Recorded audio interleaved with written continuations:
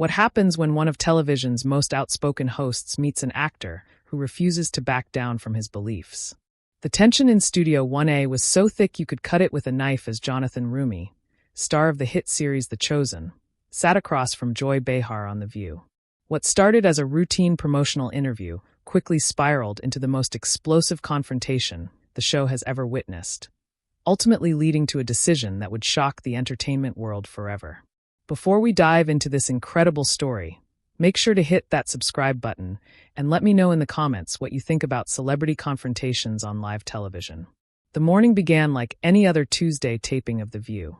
The producers had scheduled Jonathan Roumie to discuss his portrayal of Jesus in The Chosen and his upcoming projects. What they didn't anticipate was how quickly the conversation would veer into uncharted territory. Joy Behar, known for her quick wit and non-nonsense approach, seemed particularly animated that morning, her coffee cup steaming as she shuffled through her notes. "So, Jonathan," Joy began with what appeared to be a friendly smile, "you've made quite a name for yourself, playing well, the most famous figure in history. Tell us, how does it feel to essentially make a living off of religion?" The question hung in the air like a loaded weapon. Jonathan, dressed in a simple navy blazer and white shirt, leaned back slightly in his chair. His expression remained calm, but there was something in his eyes that suggested he'd heard variations of this question before, and not always with innocent intentions.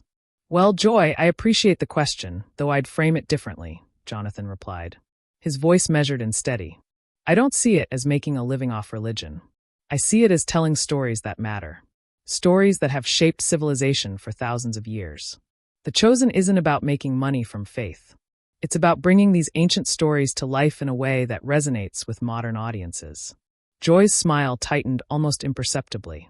She tapped her pen against her index cards, a habit the longtime viewers of The View had come to recognize as a sign that she was preparing for battle. "But let's be honest here, Jonathan," she pressed, leaning forward slightly. "You're essentially capitalizing on people's religious beliefs. The show has generated millions of dollars, and you're the face of it. Doesn't that make you uncomfortable? Profiting from something that's supposed to be sacred?" The other hosts, Whoopi Goldberg, Sarah Haynes, and Alyssa Farah Griffin, exchanged quick glances. They could sense the shift in the room's energy. This wasn't going to be the light, promotional interview they had expected. Jonathan took a slow breath. His hands clasped loosely in his lap. When he spoke, his voice carried a quiet intensity that seemed to command attention from everyone in the studio. "Joy, I think there's a fundamental misunderstanding in your question that I need to address. You're suggesting that telling these stories somehow diminishes their sacredness, or that finding meaning and purpose in your work is inherently wrong if that work involves faith. By that logic, should we criticize every actor who's ever portrayed a historical figure? Every filmmaker who's made a movie about love? Every musician who's written a song about hope? That's not what I'm saying." Joy shot back, her voice rising slightly. "What I'm saying is that religion has been used to manipulate people for centuries. And now we have entertainment that does the same thing, just with better production values." The studio fell silent except for the hum of the cameras. Even the audience seemed to hold its breath.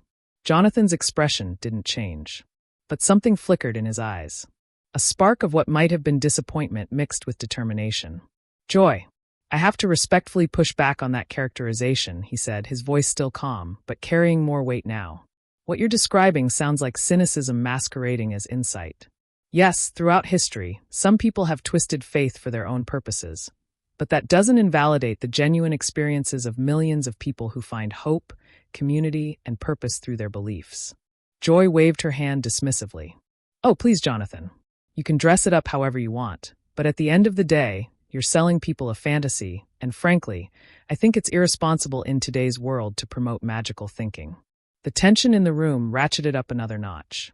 Whoopi shifted uncomfortably in her chair, clearly sensing that this conversation was heading somewhere none of them had anticipated. Sarah Haynes glanced nervously at the producers off camera, while Alyssa seemed transfixed by the unfolding drama.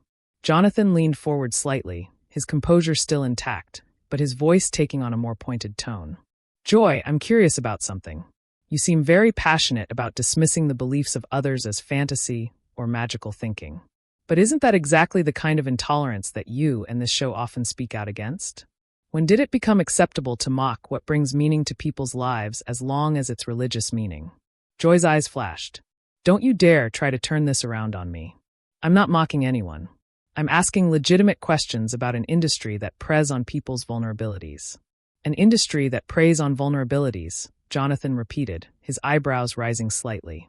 Joy, with all due respect, we're sitting in a television studio where people make their living discussing politics, relationships, and social issues, often in ways designed to provoke emotional responses from viewers.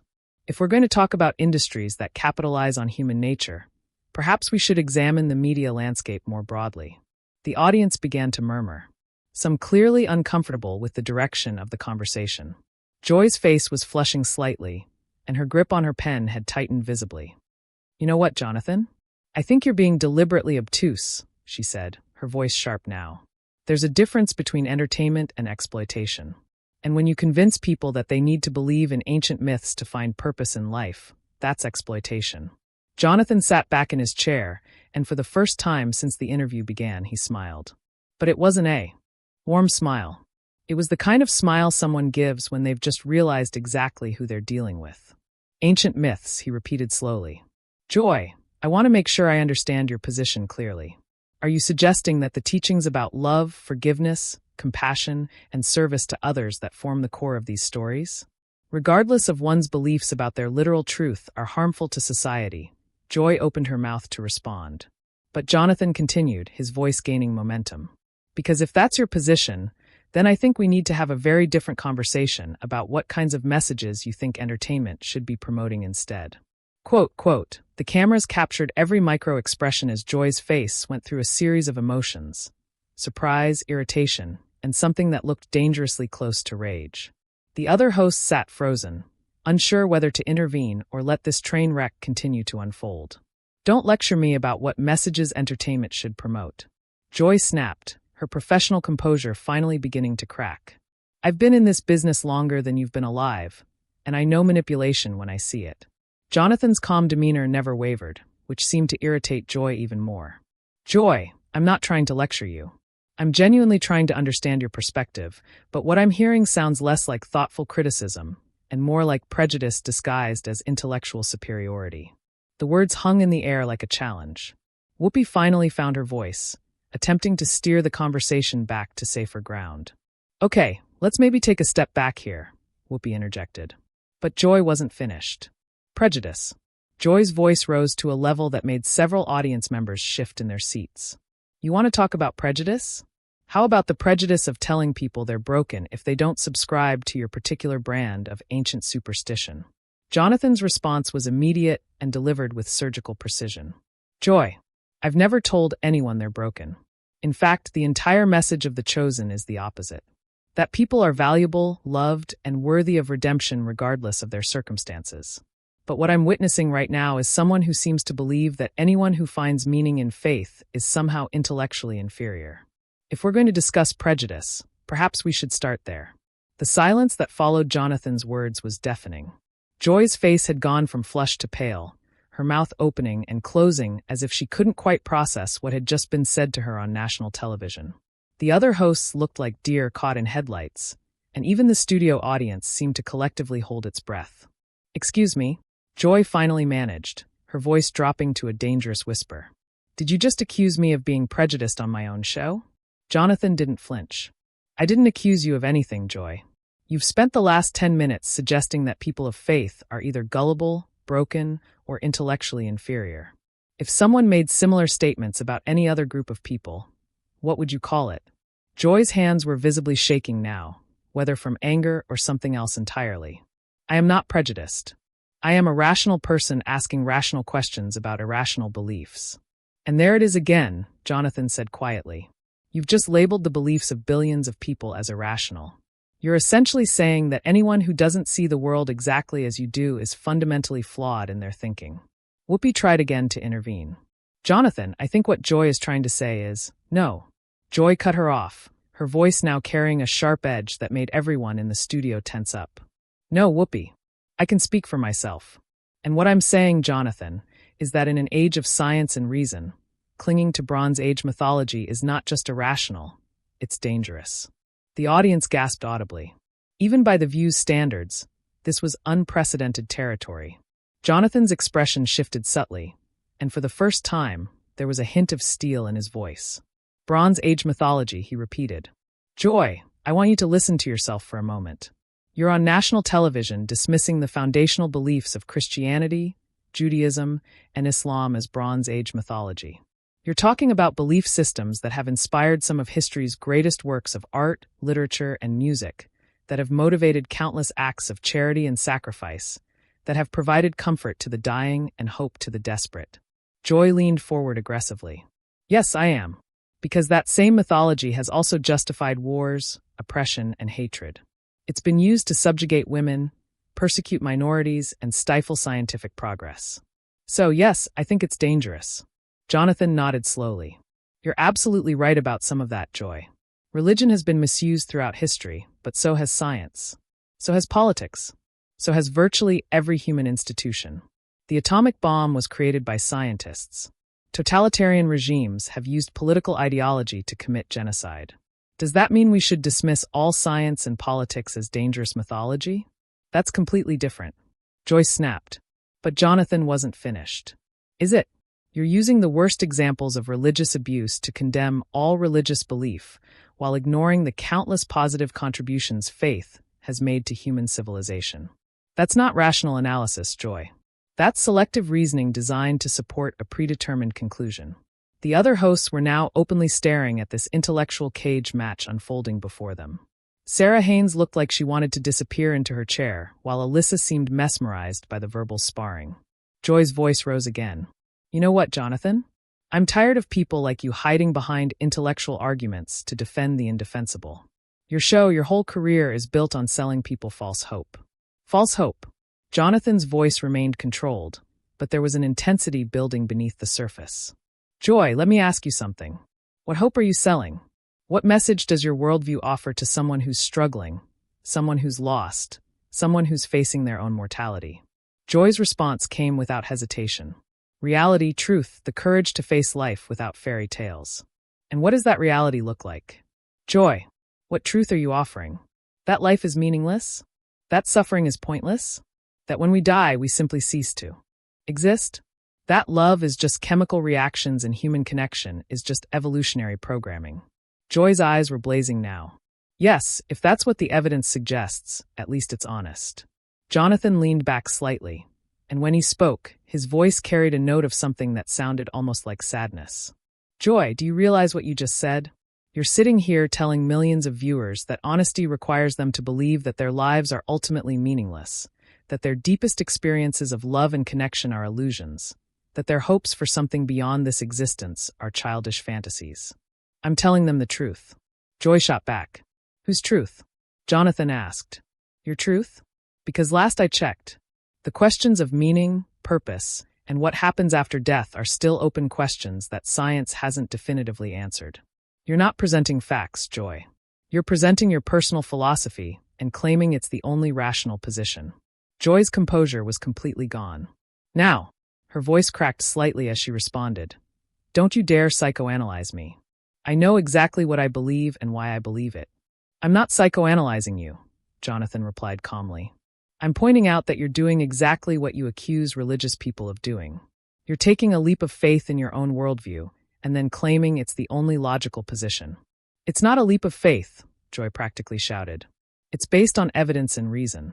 What evidence, Joy? What scientific study has proven that life has no ultimate meaning? What laboratory experiment has demonstrated that love is nothing more than brain chemistry? What peer-reviewed research has established that consciousness ends at death? The questions hung in the air like accusations. Joy opened her mouth to respond, but seemed to struggle for words. For perhaps the first time in her television career, Joy Behar appeared to be genuinely speechless. Jonathan continued, his voice gentle but relentless. The truth is, Joy, you have faith in meaninglessness the same way religious people have faith in meaning. The difference is that you've convinced yourself that your faith is somehow more intellectually honest. Whoopi made one final attempt to salvage the situation. I think we're all getting a little heated here. Maybe we should. Maybe we should. Maybe we should. No, Joy interrupted, her voice now carrying a tremor that suggested she was close to tears or rage or both. No, I want to finish this. Jonathan, let me tell you something. I have spent decades fighting against the kind of thinking you represent. I have watched religion destroy families, oppress women, and justify hatred. And I will not sit here and be lectured by some actor who makes money pretending to be Jesus." The words hit like a physical blow. The audience gasped, and even the camera operators seemed to shift uncomfortably. Jonathan's face remained composed, but something fundamental had changed in his demeanor. "Joy," he said quietly, "I want to make sure I understand what just happened here. Did you just reduce my entire career, my education, my life's work, and my personal convictions to making money, pretending to be Jesus?" Joy's face was flushed again. But this time, it seemed less like anger and more like the realization that she had crossed a line she couldn't uncross. "I didn't mean no. I think you meant exactly what you said," Jonathan interrupted, his voice still calm, but carrying an edge that hadn't been there before. "And I think this conversation has revealed far more about your character than it has about mine." The studio fell into a silence so complete that the hum of the air conditioning seemed deafening. Joy's eyes were wide, and for the first time since the interview began, she seemed to realize that she had not just lost the argument, but had revealed something about herself that perhaps she hadn't intended to show to the world. Jonathan's words seemed to echo in the stunned silence, and Joy's face went through a kaleidoscope of emotions. Shame, defiance, anger, and something that looked disturbingly like panic. Her hands were gripping the edge of the table, so tightly her knuckles had gone white. "How dare you?" she whispered, her voice barely audible, but somehow more menacing than when she had been shouting. "How dare you sit there and judge my character?" Jonathan's response was immediate and unflinching. "Joy, I'm not judging your character. I'm responding to your actions.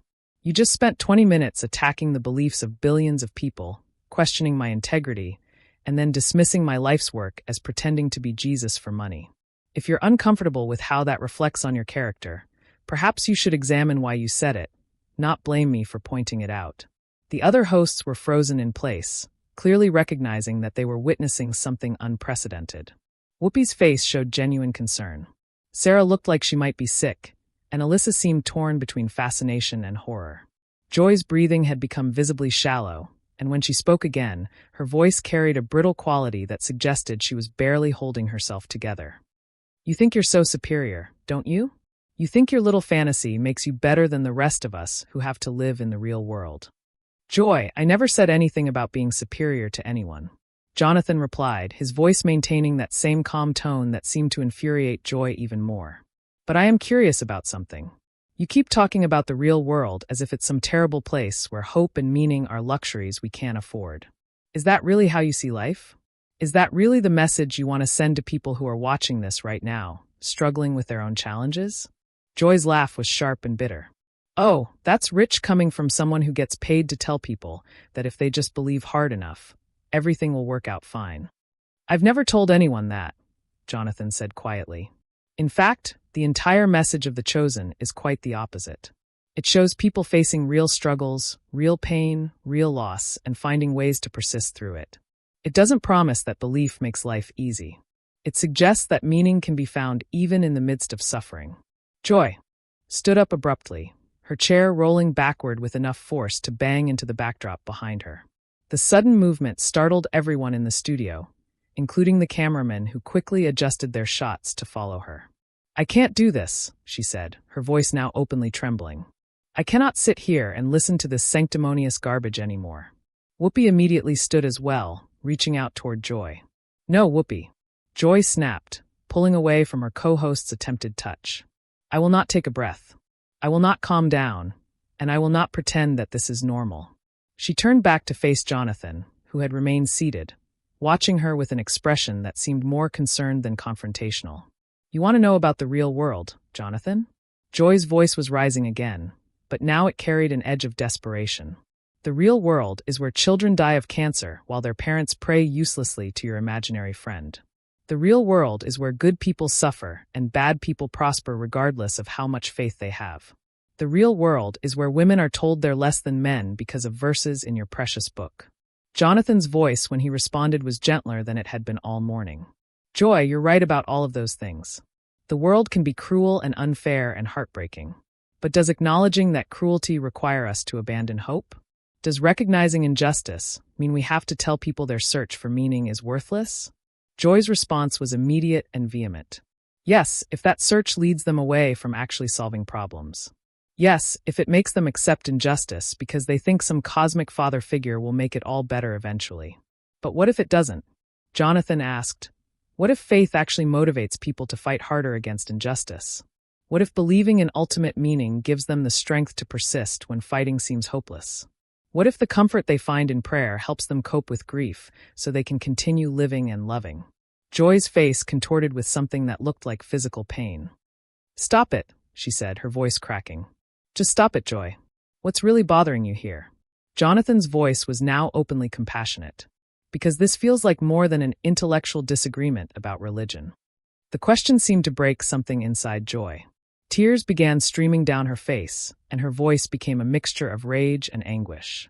What's bothering me is that I have spent my entire career fighting against the kind of magical thinking that keeps people from taking responsibility for their own lives and their own world. And now I have to sit here and watch millions of people eat it up because it comes wrapped in beautiful cinematography and good acting. Jonathan stood slowly, his movement deliberate and non-threatening. Joy, can I ask you something? What are you afraid will happen if people find comfort in these stories? The question seemed to hit Joy like a physical blow. She stared at him for a long moment, her tears flowing freely now. When she spoke, her voice was barely above a whisper. I'm afraid they'll stop fighting. I'm afraid they'll stop questioning. I'm afraid they'll become sheep. Jonathan nodded slowly. And I'm afraid that if they stop believing in anything larger than themselves, they'll stop caring about anyone other than themselves. I'm afraid they'll lose hope. I'm afraid they'll despair. The two of them stood there facing each other across the coffee table, representing two fundamentally different worldviews that seemed impossible to reconcile. The silence stretched on until Joy suddenly turned toward the cameras. I can't do this anymore, she announced, her voice now steady despite her tears. I cannot continue to be part of a show that gives a platform to this kind of thinking. I cannot pretend that all viewpoints are equally valid when some of them are actively harmful to human progress. Whoopi stepped forward urgently. Joy, let's talk about this off camera. Joy shook her head firmly. No, Whoopi. This needs to be said publicly. I am resigning from The View effective immediately. I will not be complicit in spreading the kind of dangerous nonsense that keeps humanity trapped in the dark ages. The studio erupted.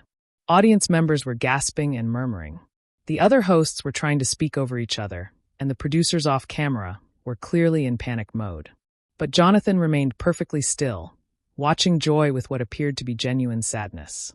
Joy, he said quietly, somehow cutting through all the chaos with just the tone of his voice. I'm sorry it came to this. I truly hope you find peace. Joy looked at him one final time, her face a mixture of defiance and devastation. Keep your peace, Jonathan. I'll take truth over comfort any day. And with that, she walked off the set, leaving behind one of the most shocking moments in daytime television history. As the cameras continued to roll, capturing the stunned faces of the remaining hosts and the bewildered audience, Jonathan sat back down, folded his hands in his lap, and waited quietly for whatever would happen next. That's the incredible story of how a routine promotional interview became the catalyst for one of the most dramatic exits in television history. What do you think about Joy's decision to quit rather than continue the conversation? Was she right to take such a dramatic stand, or did she let her emotions get the better of her?